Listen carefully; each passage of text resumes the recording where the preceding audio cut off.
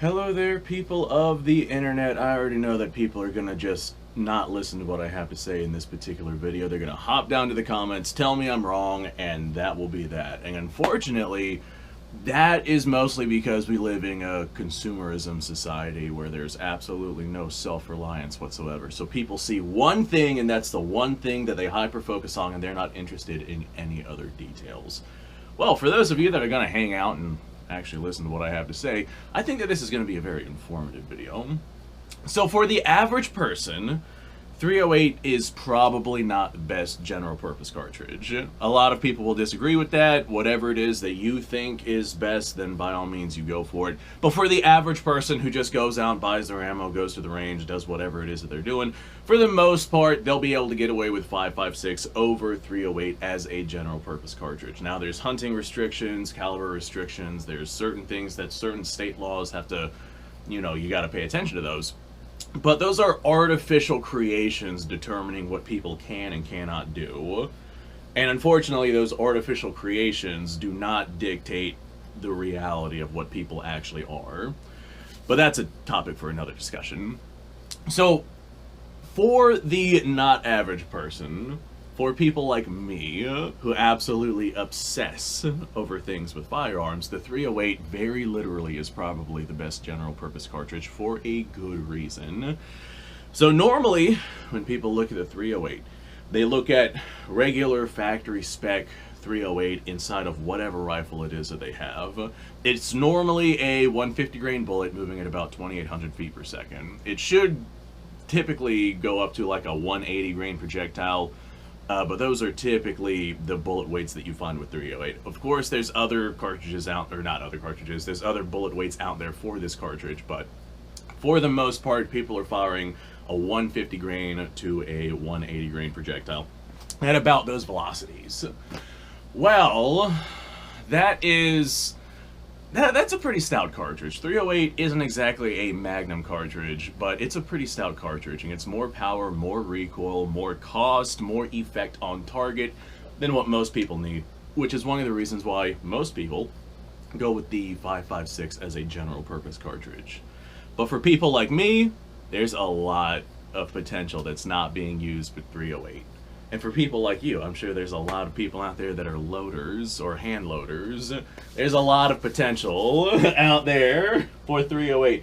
And this is a video idea that I got because I was messing around with this. This is my Oviedo Mauser. It's chambered in 308. And already people are going to yell at me because I said 308 and not 7.62 set me. Well, as a hand loader, 308 has a lot of implications. So this right here is a reloading guide, and for those of you that don't know, this tells you how much powder to use and what kind of powders to use and what kind of bullet weights to use with your projectiles, and you should get estimated velocities with those. And if we have a look right here at this load data for 150 grain projectiles, well, 150 to 155, not enough of a difference to make a difference, inside of 308, we can see the different powder types right here. And then you can see different amounts that you can use with that powder, and it gives you an estimated velocity with a specified barrel length. In this particular case, it is a 22-inch barrel with a 1 in 7 twist. Or was that 1 in 10 twist? 1 in 12 twist. Sorry, I saw the 7 right here. It's a Winchester Model 70. But anyway, this right here is about what you can expect with these loads. Of course, chronograph your thing, and based off of your particular rifle, how tight your bore is, your twist rates, etc., etc. That's going to slightly determine your velocity. But again, that's not really something that most people pay attention to. But us people who obsess over these things, that is something that we pay attention to.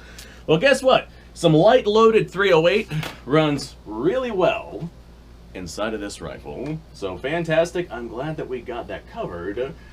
But with that being the case, I run much more than just these loadings of 308. Most people, they stick just to the hand loads, or not the hand loads, the load data for their hand loads, and that's perfectly okay. That's adequate. If that is what you decide to do, then by all means you go ahead and you go for it. But for the people who actually understand how these things work and understand how to develop proper load data in a safe manner, you can basically use whatever powder it is that you want. I have loads for 308 Winchester using pistol powders. Everything from like tight group to 2400. Now, of course, the velocities are not going to be as good as rifle powder. I have covered why in other videos if you want to go check those out. But the point with the 308, me as a hand loader, I can use literally any powder and I will have ammunition inside of that rifle.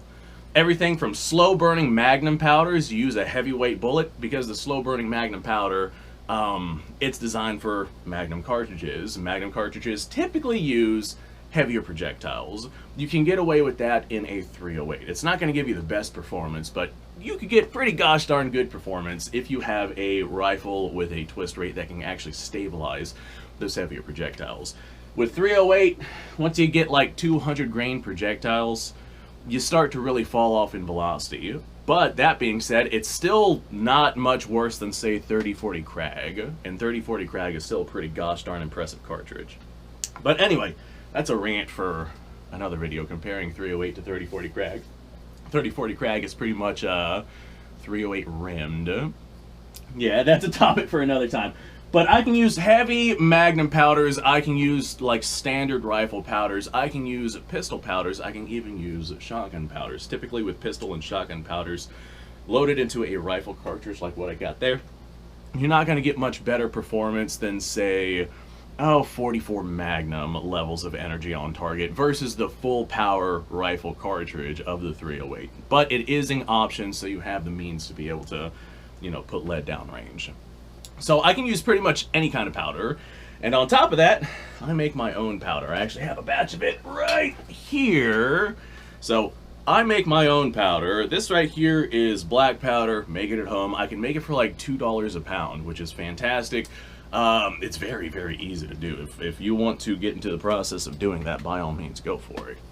But the 308 30 caliber diameter projectile is like the minimum projectile that I would run black powder in, but it works pretty gosh darn well, especially if you use proper lubrication and whatnot with your projectiles and you have a relatively clean burning powder. There's different ways that you can go about making sure that you don't have any fouling issues or a loss of velocity or anything like that, or a loss of accuracy as well. But I make my own powder for dirt cheap, and the 308 case is a relatively large case, but it's still a short action. You can fit about 55 grains of black powder inside of that case, and that is a fairly respectable powder charge. Now, of course, you can compress it inside of that case to fit even more. I have fit up to 75 grains of compressed black powder inside of my 308 cases, and I've gotten pretty gosh darn respectable velocities with those. I think with that particular loading, I fired a 150 grain bullet at around 2,000 feet per second, approximately, give or take. I can't quite remember off the top of my head, but I remember it being significantly faster than the 1600 that I get with just my 55 grain loadings. Of course, I just kind of take the stuff to the range and plink some steel with it, so that little tidbit doesn't really matter. But my point is, the case capacity of the 308 with this black powder charge that I can make at home is still quite respectable in comparison to, say, using a 223-556 cartridge. If I shove black powder inside of one of those cases, I've tried this before, you get like 22 long rifle levels of power. And on top of that, the fouling with those small bores and black powder is just so horrifically bad. It gets to the point to where you lose accuracy pretty much instantaneously no matter what it is that you do. That's not really an issue with 30 caliber. I've gotten really, really good results with my black powder 308 loads. So, 308, you can load any kind of powder and get pretty gosh darn decent results. You can load it all the way up to full-fledged 308 levels of power. Depending on the powder that you use, you can actually branch it all the way up into 30-06 levels of power, assuming that your rifle can handle it. Speaking of rifle, the 308, there is a massive, massive selection of different firearms out there that you can get for the 308 cartridge. Everything from bolt actions to military surplus. This is obviously an old school military surplus rifle chambered in that cartridge. I have several military surplus rifles chambered in that cartridge. But if you want to go more into the modern era, there's relatively modern battle rifles that you can get as well. Like the G3 and the FAL, those are kind of Cold War era battle rifles, but if you want to get a more updated version of those, or if you want to just rock the AR-10, all of these very easy to find in the 308 chambering. As a matter of fact, most of them, that's pretty much all they come chambered in, with some very rare exceptions. But those are absolutely still viable fighting rifles in the day and age for the civilian. In a military context, the intermediate cartridge is the better way to go. But for the civilian, where we're not lugging all of our rounds 30 miles, you know, to go face some enemy, or we don't have to do suppressive fire or break contact or anything like that, in peacetime, it is still absolutely a viable fighting rifle. So, the number of rifles that are out there, absolutely staggering. The number of powders that you can use to load these things, absolutely staggering. The projectiles, the 308 diameter projectile is overwhelmingly common here inside the United States, because that has been our standard 30 caliber projectile since the 1890s, whenever we adopted the 3040 Krag. So that 308 diameter projectile can be found literally anywhere. And even if you have some other cartridge, some other round, if it's a 30 caliber, odds are it takes that 308 diameter bullet, unless it's some kind of European cartridge, like the 303 Brit, 7.62 by 54R, 7.62 by 39, or even a couple Asian rounds like the 7.7 Jap. But these other cartridges that are out there, they're not really all that common in comparison to what we find here inside the United States. So if you find a round like 300 Win Mag or 30-06, 30-30, 30-40 Krag, all of these take that 308 diameter bullet. So you can use the projectiles from basically any of those other cases and use it in 308. And on top of that, because of how these other rifle powders are, odds are, unless they're loaded with something, you know, really spectacular, odds are you can take the powder from those other cartridges as well and use it inside of your 308 as well. Just because of the way that these bottleneck powders, or these bottleneck cartridges, burn their powders, odds are it's going to work pretty gosh darn decently. Again, those Magnum powders, you probably have to use a heavier bullet, but it should work pretty well, at least well enough to be able to launch a projectile downrange. Might not get full velocity, but it should work pretty gosh darn well, well enough to launch a projectile downrange, and ultimately, that is what you want. So bullets absolutely everywhere, powders overwhelmingly abundant, to the point to where you can use homemade black powder. The brass, with 308, you can make 308 brass out of basically everything that branches off from the 308 cartridge and from the 30-06 cartridge, and other cartridges that are even related to the two. Like with 308, I've made brass out of 6.5 Creedmoor, 7mm 08, 358 Winchester, a couple others that are, you know, beyond, well, kind of skipping my mind at this point. Or you can make it out of longer cases and just trim it down, like cases like 30-06, there's the 8mm Mauser, 7mm Mauser, both those make excellent 308 brass. There's the 25-06, there's a 270, basically everything that's based off of 30-06 can be sized down to 308, because the 308 is just a shorter 30-06. So the brass, you can make 308 brass on a gosh darn near every kind of rifle cartridge, with some very rare exceptions. And we're talking about US cartridges. With some very rare exceptions, you can make 308 brass out of many, many different kinds of cartridges. And that's one of the reasons why I really like the 308.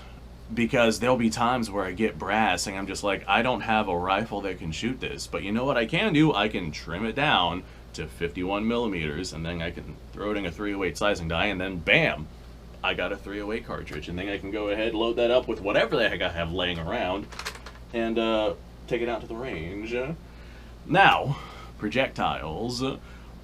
Whenever it comes to making your own projectiles, there's a bunch of different ways that you can do it. A lot of people powder coat. I myself, I use lubed gas check bullets. We've already discussed this in previous videos as to why I do that.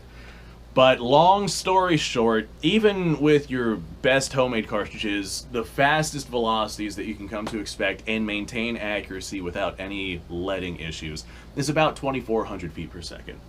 Now with the 308, there is a standard load data that you can use to achieve that 2,400 feet per second or less using heavier bullets, which is fantastic because heavier bullets are typically easier to cast than your lighter weight projectiles. But casting projectiles and how-tos, that is probably a topic for yet another video. I ought to start writing these down. But my point is, you can gather fishing weights, wheel weights, scrap lead, basically whatever kind of lead it is that you have laying around, as long as it's a soft enough alloy to be able to cast and use as a projectile. And you can cast up some 308 projectiles. Then you either powder coat them if that's the route that you decide to go, or you lube them up with a gas check and you can run them out to 2,400 feet per second. And the beautiful thing about having regular load data that reaches those velocities with 308 with certain bullet weights is these cartridges, or these 308 projectiles, will run inside of those 308 cartridges well enough to be able to cycle inside of a semi-automatic rifle, which is one of the big issues that people run into with cast bullets because of that velocity limitation. Like cast bullets 2,400, running them through a semi-auto like an M1 Garand chambered in 30-06, it's possible depending on the powders that you use, but it becomes a little bit more finicky. But with a 308, basically all of your load data with those heavier projectiles, it works well enough to be able to properly and appropriately cycle in most semi-automatic rifles. There's some caveats there. But for the most part, that should work pretty gosh darn well.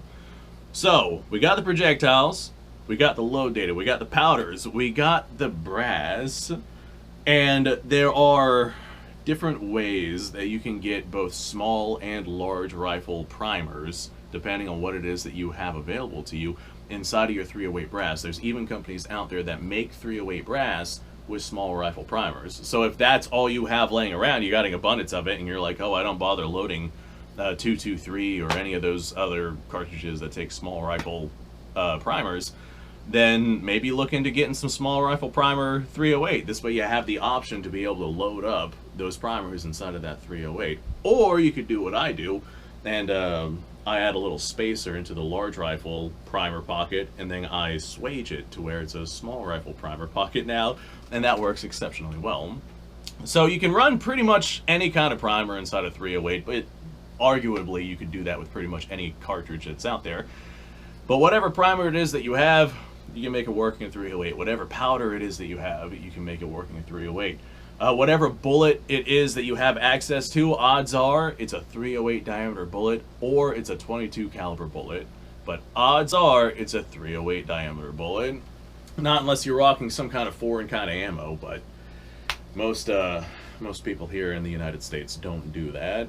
If you're a gun nerd like I am, you probably do. I have many different calibers of all sorts of different shapes and sizes and velocities and bullet weights and etc., etc. But most people, the 308 diameter projectile is what they're going to have. Some kind of cartridge that rocks that, especially if they're hunters or something along those lines. So the projectile's absolutely everywhere. Even if you can't find them, they're super, super easy to cast. And with those cast bullets, you get those availabilities to regular load data, so they work really well in self-loading semi-automatic rifles versus having to use them in a bolt action or something like that. And you can make your brass for basically anything. So the main reason why I've brought up this particular video is because I find myself repeatedly and regularly going to a 308 rifle just because it's so easy to get it up and running, and with all of the different things that I do, it's a very simple system to use pretty much whatever it is I have laying around to make work with it. Now, of course, there's other cartridges out there that kind of bleed off into this particular topic of discussion. Like an argument could be made for 30-06 on pretty much these same things, but with 30-06, you don't get the ease of making brass with 30-06 because there's a lot of cartridges out there that can make 308 brass, but they can't make 30-06 brass just because 30-06 brass is so gosh darn long. As a matter of fact, basically everything out there, unless it's based off of the 30-06 cartridge, won't make, yeah, it just won't make 30-06 brass. Versus something like 8 Mauser, 7 Mauser, all of those other rounds I listed earlier, you can make 308 brass out of that. You can make 308 brass out of pretty much anything, as long as it's based off 308 or 30-06 or based around that family of creation. Anyway, folks, thanks for watching. I appreciate your time. I think I made my point well known. The 308 can do all of it. The 308, if you are like me and you're a hand loader and you work up your loads and you make your own powders, cast your own bullets, you're to the point to where you can basically make 308 ammunition out of anything. Yeah, it's a really good general purpose cartridge for doing most of anything. Most of anything. Not everything, but most of anything. Thanks for watching. Appreciate your time. Like, subscribe, share. Description below is a link to all sorts of stuff. Go check it out. You guys go off. Have yourself a fantastic day. I'll see you on the next episode.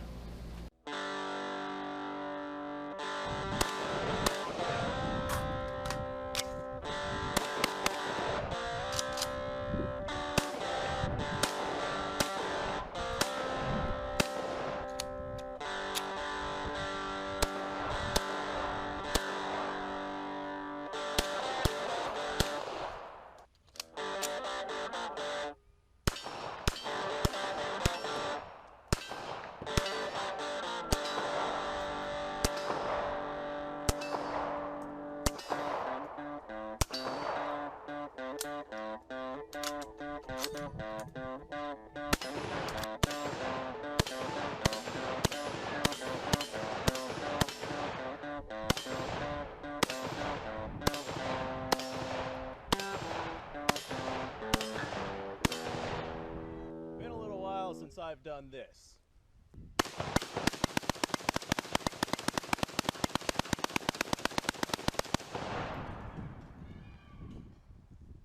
Bonnie and Clyde be damned.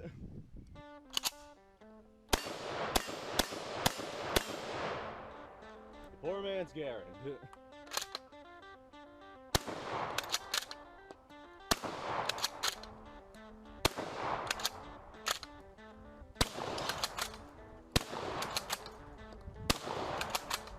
a shame that bolt-action shotguns aren't more mainstream.